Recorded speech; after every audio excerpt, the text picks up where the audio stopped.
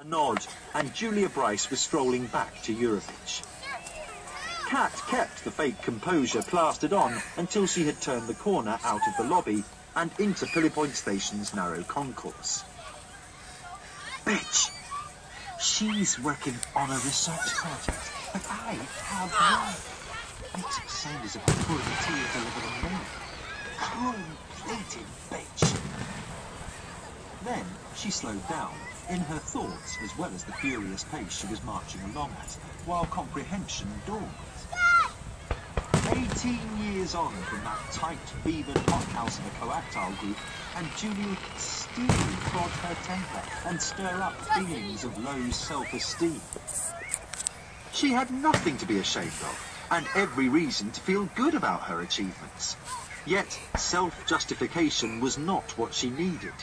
Rather, it was a tougher skin.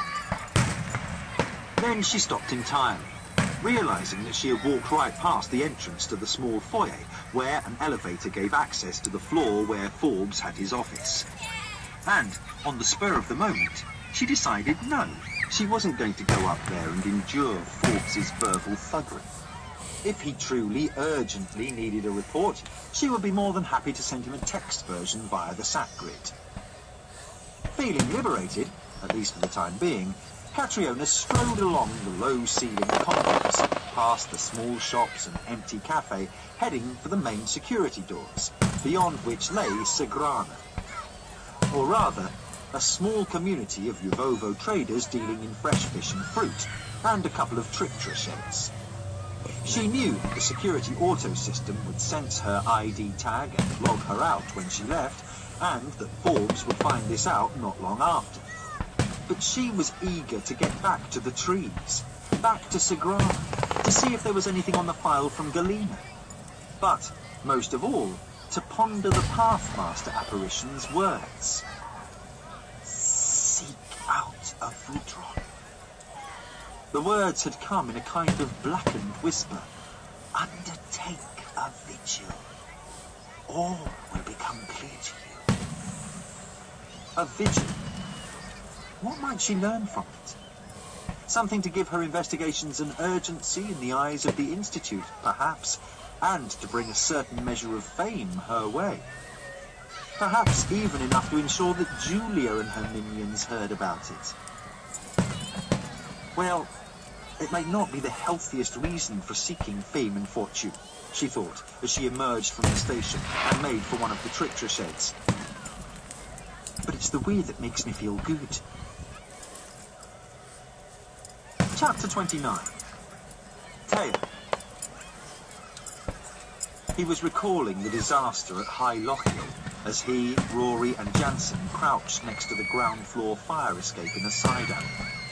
Sundstrom had been appalled at the casualties and furious at the security lapse, fearing that the media might piece it all together. But since the woman who saw Theo's men had also died in the explosion, there were no witnesses to their involvement beyond that of bystanders. Pyatkov had urged the president to exclude Theo from taking any further part in anti-terror operations. But then Rory had appeared with a lead on a man who was behind a couple of riots and some false flag incidents, inciting antagonistic groups to clash on the streets. Rory's informant said the man, known as Olgren, was taking orders from another staying in his loft apartment in southwest Hammergard.